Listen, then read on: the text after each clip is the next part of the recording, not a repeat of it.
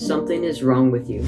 You've lost the vitality you once enjoyed as a kid. If you give me the next 5 minutes, I'm going to give you 10 ideas of amazing adventures you could go on to get you back on the right track to make you love life again. Because that's the situation I was in. Not depressed, but discouraged. And that's not how we were created to feel. Number 10 is Albania.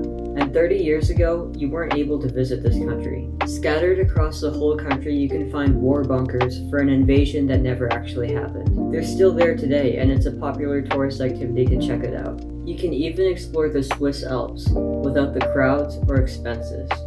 And while everyone's packed in like sardines on the Amalfi Coast, you can freely explore the Ionian Coast for a fraction of the price. Number 9 is Georgia, a place that's been part of the Persian, Mongol, Ottoman, and Russian Empire. Due to the constant threat of invasion, the people there built these massive stone towers that tourists can climb today. The ancient people would hide up here as an invader approached, and were often successful in escaping danger.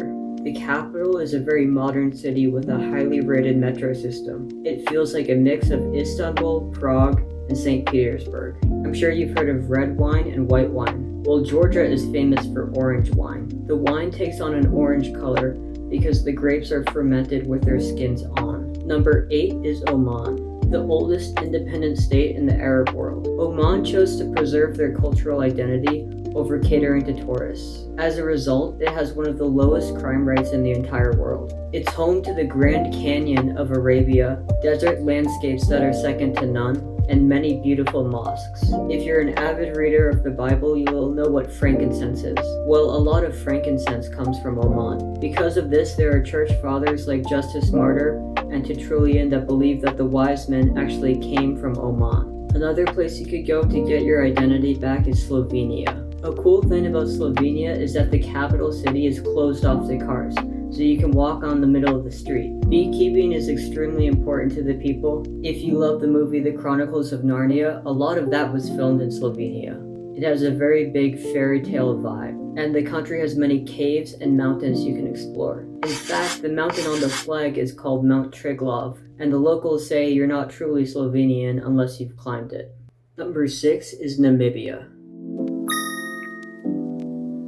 home to the oldest desert on Earth. It has dunes so large that it can take over an hour to climb them. In the middle of this desert expanse lies a salt pan. A massive lake dried up here about 700 years ago. The result is a salty, mineral-rich crust. You can take many safaris across sub-Saharan Africa, except Namibia is one of the only countries that lets you do it self-guided, which means you can rent a car and literally drive around and look at lions and cheetahs by yourself. Safaris in Namibia can even be better than some of the more popular countries, because nothing grows or lives in the salt pan, and the only viable water source exists on the perimeter of this salt pan. So the result is that it's much more predictable to see the animals you came to see if you hang out near the perimeter of the salt pan at the right times.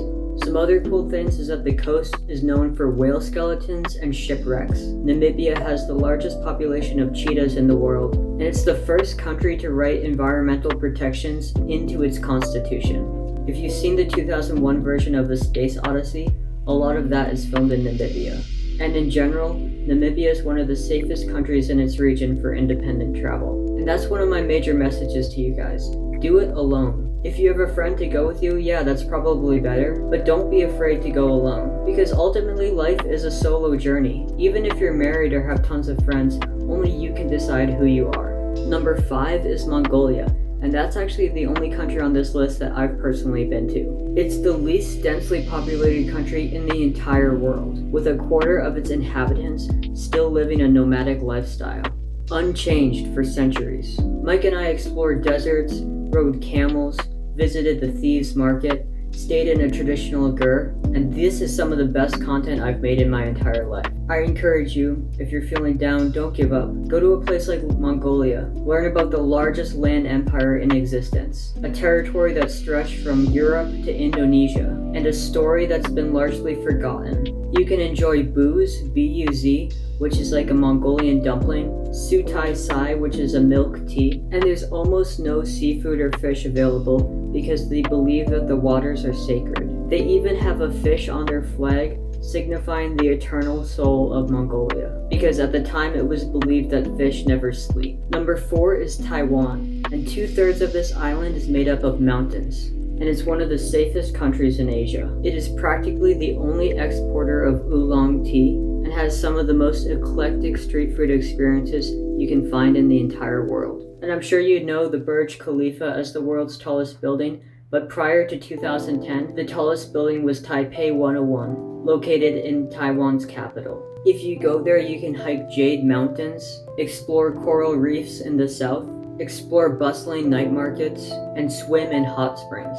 Number 3 is Jordan, the only place where you can find a city carved into a mountain. Inside the mountain, you can find hundreds of temples and tombs carved into the rock. You can float in the Dead Sea. It's called the Dead Sea because it's so salty that no creatures can live there. Similar to Mongolia, there's nomadic people that live there, and tourists can meet them and experience their life. You can even find remnants of the Roman Empire here. And Jordan has been the setting for many Indiana Jones movies. If you're a Christian, you can visit the Jordan River at the site where it's said that Jesus was baptized. A few key Arabic phrases will go a long way in your adventure in Jordan. To say thank you, you say shukran, and another common phrase, inshallah, means God willing. And if you are offered coffee, you're obliged to accept. Number 2 is Uzbekistan. For 1,000 years, Uzbekistan was the center of the world. Everything moving from Europe to Asia had to pass through Uzbekistan via the Silk Road. And even today, Uzbekistan has a high-speed train that makes it easier to go between cities. Uzbekistan has one of the largest populations of wild camels, and it's known for its iconic light blue tiles on many of its buildings and mosques. And number 1 is Madagascar, the only place in the world that you can find lemurs. Similar to Australia, it's extremely biodiverse and contains many species that are found nowhere else on the planet. It's also believed that some of the inhabitants of this island originally came from Southeast Asia, back in a time when sea travel would have been extremely difficult.